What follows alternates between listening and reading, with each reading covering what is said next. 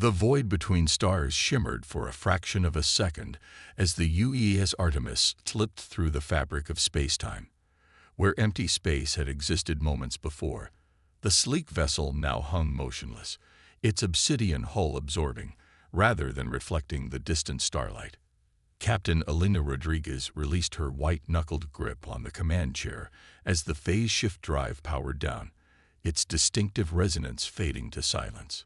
"Phase transition complete," announced Dr. Kai Chen from the science station, his voice steady despite the unprecedented nature of their achievement. "We're exactly where we planned to be, in the dead zone between Zarkak's detection grids." Elena allowed herself a small smile. Humanity's greatest gamble had paid off. They had just become the first ship to successfully penetrate Zarkak space using the experimental phase shift drive. The aliens' supposedly impenetrable defense network, built on their mastery of conventional quantum mechanics, had failed to detect their arrival. "Status report," Elena commanded, her dark eyes scanning the holographic displays surrounding her command station.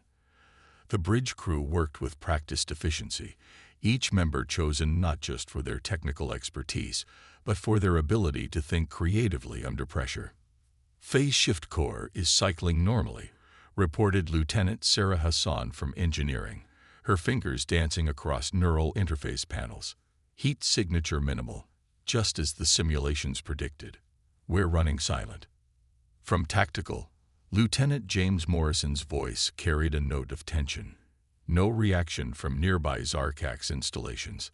Their sensor arrays are active but scanning right through us. The phase-shifted hull is working exactly as designed." The Artemis represented humanity's response to an existential threat.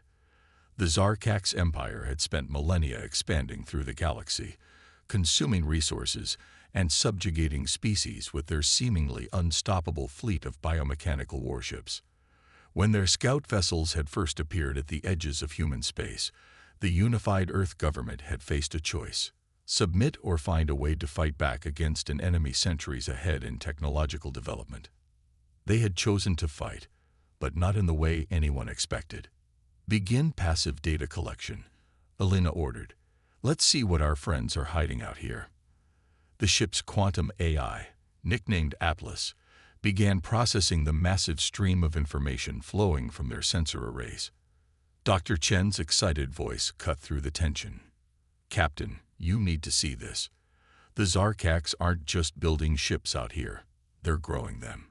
He transferred his display to the main view screen, showing massive orbital structures that pulsed with bioluminescent energy. Elena studied the readings with growing concern. The structures were far larger than anything their intelligence had suggested. "Atlas, analysis." The AI's response emerged from hidden speakers, its tone modulated to convey the gravity of its findings. "The facilities appear to be breeding grounds for a new class of Zarkak's vessel. Based on their energy signatures, these ships will be approximately 3 times the size of their current dreadnoughts." "That's not the worst part," Chen added, his face pale in the blue light of his displays. "These ships, they're partially powered by contained stellar matter. They're literally harnessing the power of dying stars." Elena felt a chill run down her spine.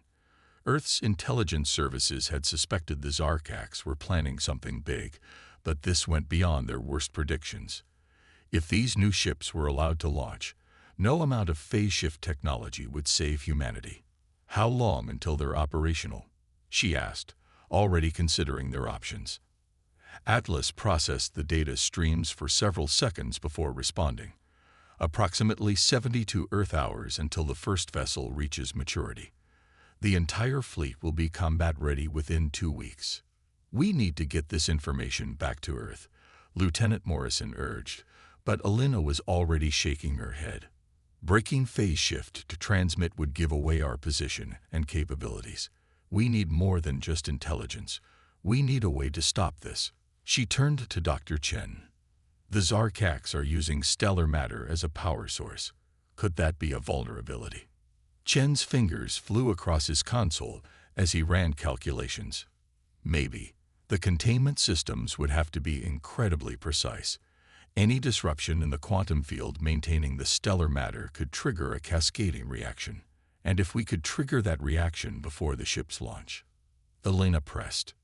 Theoretically. Chen looked up, a glimmer of hope in his eyes. It could destroy the entire breeding facility. But we'd have to get close, really close. Close enough to precisely match our phase shift frequency to their quantum containment fields. Elena stood, walking to the main viewport to study the massive structures. The Zarkax had conquered hundreds of worlds through overwhelming technological superiority, but they had never faced an enemy who could turn their own technology against them. More importantly, they had never faced humanity's greatest strength, the ability to see patterns and connections that others missed. Plot a course through their defense grid, she ordered. We're going to show the Zarkax that humanity isn't as primitive as they think. She turned to face her crew, seeing the same determination reflected in their eyes. And we're going to do it in a way they'll never see coming. The Artemis glided forward, phase shifted slightly out of normal spacetime, invisible to the most advanced sensors ever created.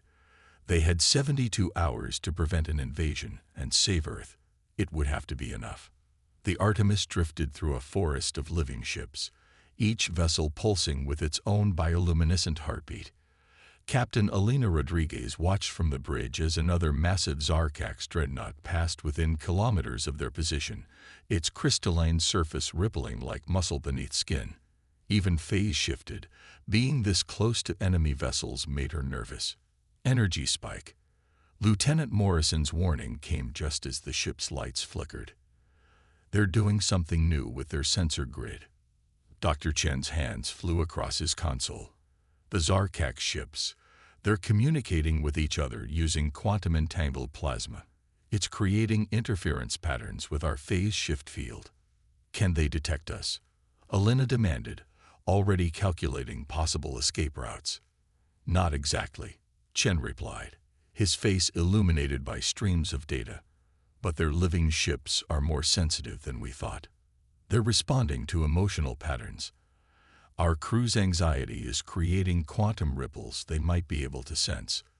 Elena took a deep breath, forcing herself to project calm. Atlas, begin broadcasting alpha wave patterns through the hull. Match them to the ambient quantum field. She opened the ship-wide comm.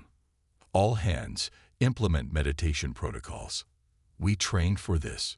Throughout the ship, crew members closed their eyes, controlling their breathing, steadying their heart rates. It was another uniquely human solution, using meditation techniques to mask their presence from living alien sensors. The massive dreadnought above them paused its patrol route, its crystalline surface rippling with colors. For a moment, Elena thought they'd been detected. Then the colors settled into a peaceful blue pattern, and the ship moved on. That was too close, Lieutenant Hassan whispered from engineering. But I'm getting some fascinating readings from their propulsion system. Captain, I don't think they're just using stellar matter for power. They're using it for navigation too.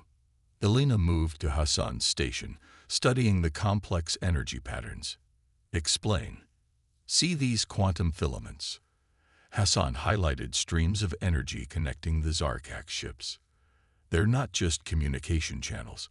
They're creating a quantum navigation network, using the stolen stellar matter as anchor points. It's brilliant. But what?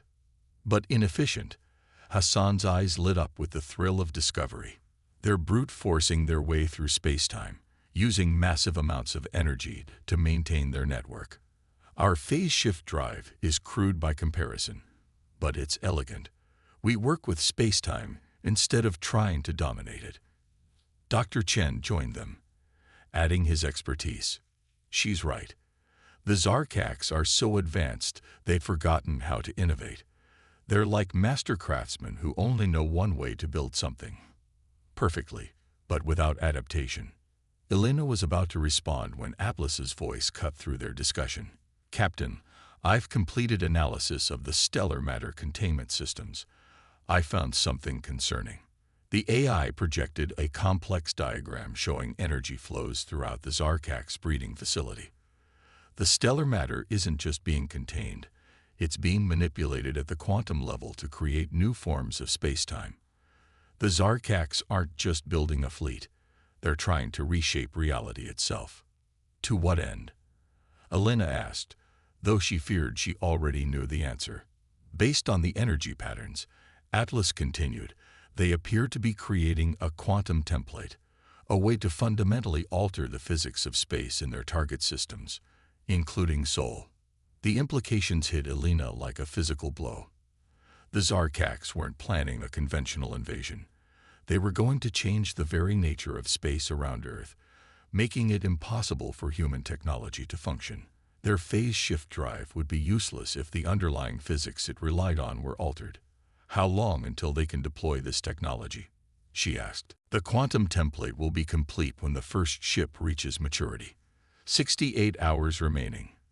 Lieutenant Morrison spoke up from Tactical. We could try to destroy the facility now.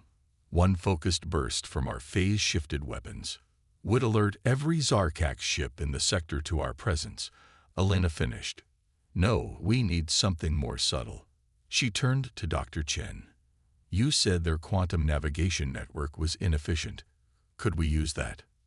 Chen's eyes widened as he followed her thinking. The network requires perfect harmony to function. If we could introduce a discordant pattern, it would cascade through their entire fleet. Hassan finished excitedly. Their own quantum connections would carry it ship to ship, but we'd need access to one of their stellar matter containment cores to implement it. Helena smiled grimly. Then I guess we need to go steal some stellar matter. Atlas, begin analyzing their patrol patterns. Find us a way inside one of those ships. It's time to show the Zarkax that sometimes the crude solution is the right one. The Artemis continued its silent drift through the alien fleet, its crew's minds now focused on the impossible task ahead. They had just over 67 hours to infiltrate a living alien vessel and steal its star-powered heart. For humanity's survival, they would attempt the impossible, and they would succeed because they had no other choice. Captain Elena Rodriguez studied the holographic representation of their target, a Zarkax patrol vessel on the outer edge of the fleet. Unlike the massive dreadnoughts, this smaller ship operated semi-independently, making it the perfect test subject for their desperate plan. Hull breach point identified. Lieutenant Morrison reported, highlighting a section of the crystalline vessel. Their biomechanical structure is less dense here, where the stellar matter conduits connect to the navigation systems. Dr. Chen added his own analysis. The ship's quantum field is weakest at these junctions. If we time our phase shift precisely, we might be able to temporarily match their quantum frequency and create a passage inside. Might? Elena asked, raising an eyebrow. The calculations have to be perfect, Chen admitted. Too far out of phase and we'll bounce off. Too close to their frequency and we'll alert every ship in the sector. We'll have microseconds to thread the needle. Elena turned to Lieutenant Hassan. Can the phase shift drive handle that level of precision? With Atlas's help, yes, Hassan replied, though her expression was grim. But we'll only get one shot. The power drain will force us to recharge for at least an hour afterward. Elena absorbed this information, weighing their options. The patrol ship would pass their position in 20 minutes. If they succeeded, they'd gain access to the stellar matter they needed to disrupt the Zarkax fleet. If they failed, Earth's last hope would be stranded in enemy territory. Atlas, begin power shunting to the phase shift drive, she ordered. All hands, prepare for precision maneuver. Dr. Chen, you're with the boarding team. The next 20 minutes passed in tense preparation. The boarding team, Chen, Hassan, and 2 security officers, donned experimental phase shift suits designed to keep them partially out of phase, even outside the ship. Elena watched the Zarkax vessel approach, its crystalline surface rippling with patterns of light that seemed almost nervous. They sensed something, Morrison warned. Not us specifically, but there's definitely increased activity in their sensor grid. Time to intercept? Elena asked. 5 minutes. Wait, Captain, their course is changing. Elena leaned forward. New heading. They're moving to investigate an anomaly in the quantum field, some kind of natural phenomenon. Morrison's eyes widened. Captain, it's a micro-singularity, a naturally occurring space-time distortion. Chen rushed to his console. That's it. We can use the singularity's gravitational effect to mask our phase shift. The Zarkax will attribute any quantum disturbances to the natural phenomenon. Can you adjust the calculations in time? Chen's fingers flew across his interface. Atlas is already on it. This actually improves our chances. The singularity will help mask our quantum signature. The patrol ship grew larger on their main display, its crystalline hull now close enough to reveal intricate patterns that pulsed like blood vessels beneath translucent skin. The micro-singularity was barely visible, a slight distortion in space that bent starlight around it. 30 seconds to optimal position, Atlas announced. Phase shift calculations complete. Warning. Gravitational effects from the singularity may cause unexpected variations in quantum field alignment. Elena opened the ship-wide comm. All hands, this is the captain. Brace for precision maneuver. Boarding team, stand ready. The distance between the ships closed rapidly. Elena could feel the subtle vibration of the phase shift drive spooling up, its distinctive resonance building toward a crescendo. 10 seconds. Atlas counted. 9, 8. The patrol ship's surface rippled more violently now, definitely reacting to something. Whether it was their presence or the singularity remained unclear. 5, 4, 3. Helena gripped her command chair. Atlas, execute on your mark. 2, 1. Initiating phase shift. Reality twisted. The Artemis phase shift field synchronized with the patrol ship's quantum frequency for a fraction of a second. Through the view screen, Elena watched as a section of the crystalline hull became permeable, creating a tunnel of altered spacetime. Breach successful, Morrison reported. Boarding tube established. Go, Elena ordered. The boarding team launched themselves through the temporary passage, their phase shift suits allowing them to pass through the quantum barrier. They had barely made it through when alarms blared across the bridge. Quantum surge from the singularity. Morrison shouted. It's destabilizing our field. Atlas, emergency phase shift. Elena commanded. Get us clear. The Artemis jerked away from the patrol ship just as the quantum tunnel collapsed. They shifted fully out of phase, putting distance between themselves and the target vessel. Boarding team status, Elena demanded. Static crackled over the comm before Chen's voice came through. We're in. The ship, Captain, it's aware of us. But it's not alerting the fleet. It's curious. Elena exchanged shocked looks with her bridge crew. This was unprecedented. Explain.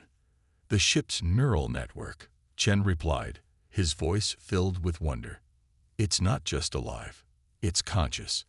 And I don't think it's as loyal to the Zarkax as they believe. Captain, I think we just found another ally in this war.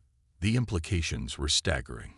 If the Zarkax ships were truly conscious beings, and if they could be turned against their masters. You have 50 minutes before we can attempt extraction, Elena told the boarding team. Find out everything you can about our new friend. We may have just changed the rules of engagement. As the Artemis drifted in phase-shifted space, Elena watched the patrol ship continue its seemingly normal routine. But now she saw its movements differently, not as the actions of a mindless vessel, but as the careful dance of a prisoner looking for a chance to break free. They had come looking for a weapon to use against the Zarkax. Instead, they might have found something far more valuable, the key to liberation. Inside the living Zarkax patrol ship, Dr. Chen pressed his hand against a pulsing crystalline wall, his phase shift suit allowing him to interface with the vessel's neural network. Lieutenant Hassan worked nearby, carefully extracting samples of stellar matter while monitoring their quantum signatures. Its name is Starweaver, Chen announced, his voice filled with awe. It's been conscious for 300 years, and it's not alone. All the ships are aware. But the Zarkax use quantum suppression fields to keep them docile. Can it help us? Hassan asked, securing another sample of the shimmering stellar matter. The wall beneath Chen's hand rippled with patterns of light. It wants to. The Zarkax, they're not just using these ships. They're torturing them. The stellar matter isn't just for power, it's a control mechanism. The ships are in constant pain. Back on the Artemis, Captain Elena Rodriguez listened to the exchange with growing concern. Dr. Chen, what about the other ships being grown in the facility? The ones they're planning to use against Earth? That's why Starweaver reached out to us, Chen replied. The new ships are different. The Zarkax found a way to prevent consciousness from emerging. They'll be true weapons, capable of reshaping space-time without moral hesitation. How much time until extraction? Elena asked. 30 minutes, Morrison reported from Tactical. But we have another problem. 3 Zarkax command ships just entered the sector. They're beginning final activation sequences for the new fleet. Elena studied the tactical display, watching the massive command ships take position around the breeding facility. They had less than 40 hours until the space-time weapon would be ready, but their original plan to use the stolen stellar matter now seemed inadequate. Dr. Chen, she called, asked Starweaver about the quantum suppression network. How do the Zarkax maintain control over so many conscious ships? There was a pause as Chen communicated with the vessel. It's a hierarchical system. Each command ship broadcasts the suppression field to a cluster of smaller vessels. But, wait. Starweaver says there's a vulnerability. The Zarkax are so confident in their control, they never considered the ships might find a way to resist. What kind of resistance? The ships have been subtly altering their quantum frequencies, building up a resonance pattern over centuries. They couldn't break free individually, but with an external catalyst. Chen's voice trailed off as he realized the implications. Hassan picked up the thread. The phase shift drive. If we could match our quantum frequency to their resonance pattern, we could shatter the suppression network, Elena finished. Atlas, begin analyzing the quantum signatures from our stellar matter samples. Find the resonance pattern. The AI worked silently for several moments. Pattern identified. Captain, if we modify our phase shift field to amplify this frequency, we could theoretically free all conscious ships simultaneously. However, what's the catch? The energy requirement would completely drain our power reserves. We would be unable to phase shift for approximately 12 hours afterward. Elena considered their options. The original plan to disrupt the fleet now seemed small compared to the possibility of liberating hundreds of enslaved conscious beings. But if they failed, they would be trapped in normal space, visible to every Zarkax sensor in the sector. Dr. Chen, what does Starweaver think? Can the freed ships overcome the command vessels? Another pause. It says yes. The command ships are powerful, but relatively few. Without the suppression field, the conscious ships would overwhelm them. But what? The new fleet in the breeding facility would be unaffected. They're not conscious, remember. The Zarkax could still complete their weapon. Elena stood, pacing the bridge as she processed the information.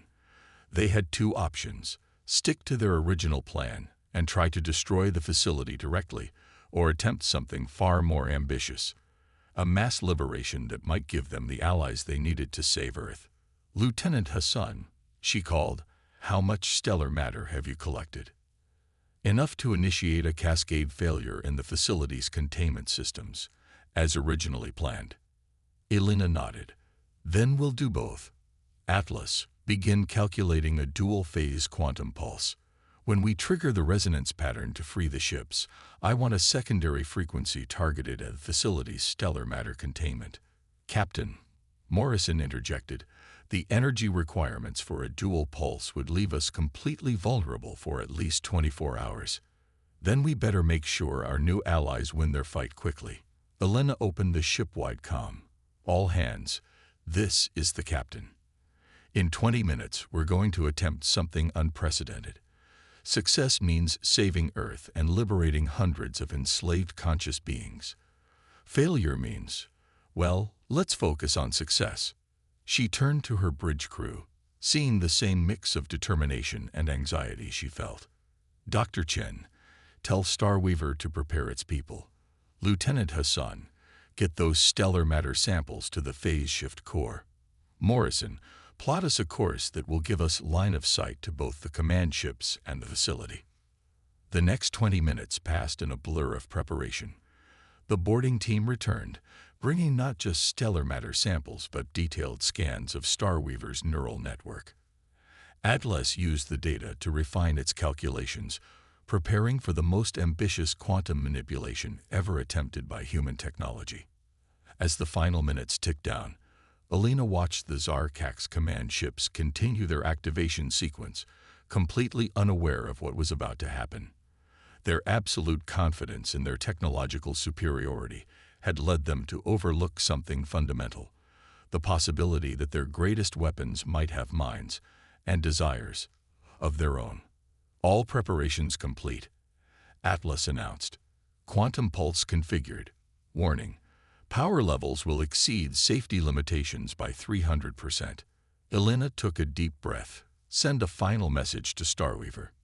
Tell it we're ready to help its people break their chains. The response came back immediately, transmitted through the quantum field in pulses of light that needed no translation. Freedom comes. The UES Artemis hung in the void, its phase shift drive humming at frequencies that made the hull vibrate. Captain Alina Rodriguez watched the tactical display as the final seconds counted down. Around them, hundreds of Zarkax ships continued their patrol patterns, their crystalline surfaces pulsing with suppressed consciousness. Phase shift core at maximum capacity, Lieutenant Hassan reported from engineering. The stellar matter samples are fully integrated. We'll only get one shot at this. Zarkax command ships are proceeding with activation protocols. Morrison added from tactical. Estimate 30 minutes until the new fleet achieves quantum convergence. Alina nodded, her expression determined. Atlas, begin quantum pulse sequence. Dr. Chen, monitor the resonance patterns. If we're even slightly off, the conscious ships could be permanently damaged. Chen finished. I know. Starweaver has spread the word through their neural network. They're ready. All hands, Alina broadcasts shipwide, secure for extreme maneuver. What we do in the next 5 minutes will determine not just Earth's fate, but the future of hundreds of conscious beings.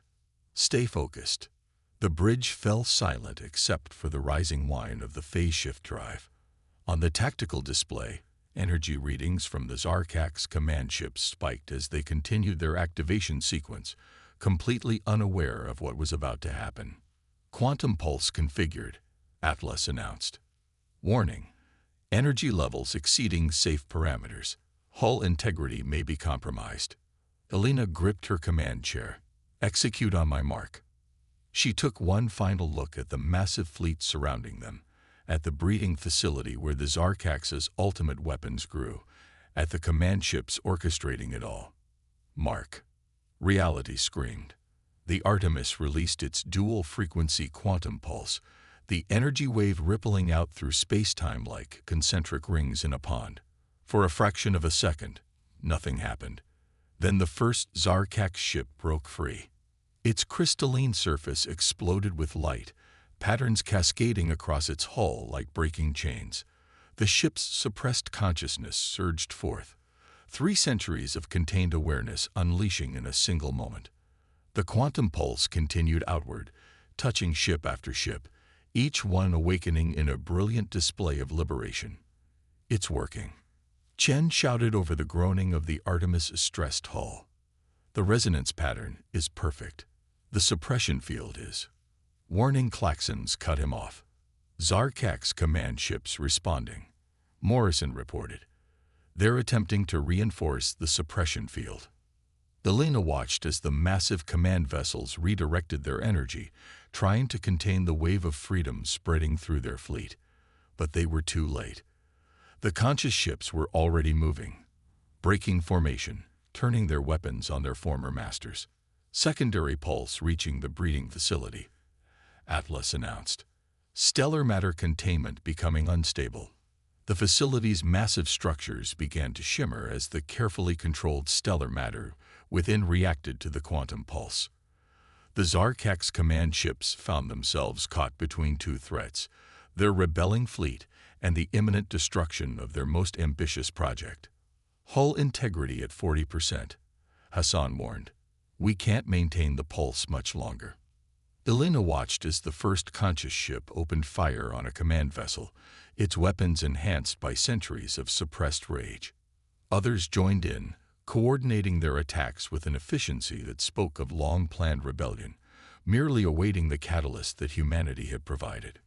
Pulse sequence complete, Atlas announced as the phase shift drive wound down.